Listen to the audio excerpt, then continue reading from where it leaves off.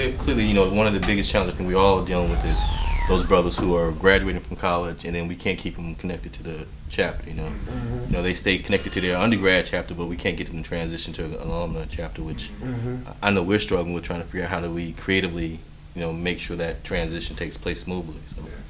Yeah, but one thing I've noticed about your leadership team is that you have really younger brothers at the forefront. I mean, I looked at your team from your district directors to your chief of staff to your executive director. Everybody's young. And when I initially put my leadership team out and they were relatively younger brothers, my age, your age, your age, I got some criticism from some of the older brothers saying you don't have any real experience on your team. But I think that the younger brothers are the wave of the future, and at some point, we've got to develop them so that they can take the places of these brothers who've been doing it all along. So I want to commend you for that, because I pretty much did the same thing. So. Yeah, and it's funny because if we don't have these conversations, we basically all do the same thing in our own way, and I think that's what makes us good as a board when we're sitting on the board together, is that we're almost kind of like it was meant to be that we would come at this particular moment. For all of us to be elected at the same time, within basically it was almost like weeks apart. And so for me, I can learn so much from you, and we gonna make sure that we keep pushing, the boundaries with each other. So, And I think the beauty of it is that we all bring our separate and individual strengths to the board, and that is what makes it so unique. And for Brother Joan President, he may find it to be challenging at times, but I think at the end of the day, the experience is going to be all better for everybody because of that diversity. Clearly, I think clearly the way, as you say, the way that we bring different perspectives, but we also seem to be very open and honest with each other, and so we were able to have those candid conversations. And I think at the end of the day, as you say, that makes us as a board better, and ultimately helps us lead Alpha in a positive direction. Because I think clearly we got some challenging times ahead of us right now. I mean, the issues that we're dealing with membership intake, the issues we're dealing with as relates to our brand and what does that brand mean, because clearly even the Brother Day was very emotional about the commentary about the moniker in front of his chapter name.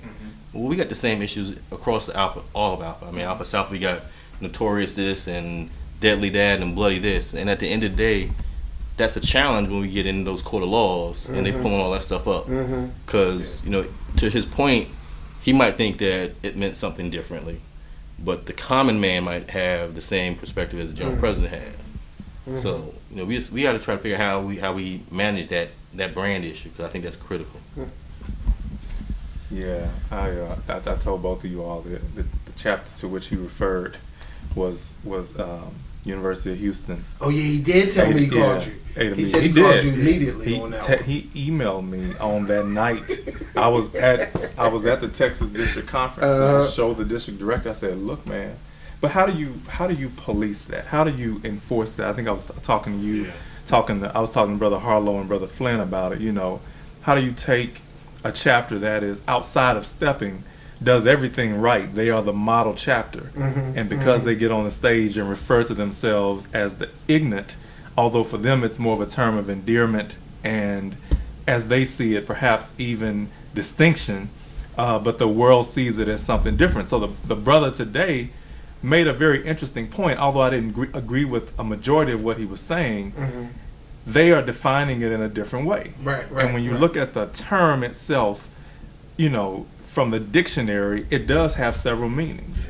So how do we, what is going to be our stance about how we allow public society to dictate the things that we do? When are we going to really step up to the plate and say, you know what, this is a direction we're going to set? And perhaps there are some more positive monikers that we can put out there that our chapters can use, and just really, encourage them to use the more positive ones, but to do away with the negative ones. Maybe that'd be a happy medium. I don't know, but I do think it needs to be addressed. One of the things we also got to consider is when we look at, secrecy, that word secrecy, are we losing, that in the fraternity? Because even if that is the moniker of your chapter, is that the information for everybody to know? And I've stated that also. I mean, even if you look at the ape or the gorilla, we all have an understanding of where the meaning of the gorilla come from. You know, a lot of these, you know, college brothers or brothers in general, do they really understand the history of it, or has someone sat down with them and really talked to them? And I don't about think it? so. I really don't think that they have some of the historical perspective on something. I think clearly it's become an image that they've seen when they've gone out, because vendors are selling T-shirts and stuff with all that on it. So they just see it as part of, you know, that's our brand. And even if you look at some of the Facebook pages or the YouTubes and the videos for their promotions, I mean, some of that stuff is, you know, pretty terrorizing in terms of how they depict the ape and so you start saying, come on, bros, you know, you need to be a little bit more sensitive to our public perception in terms of who we are as an organization.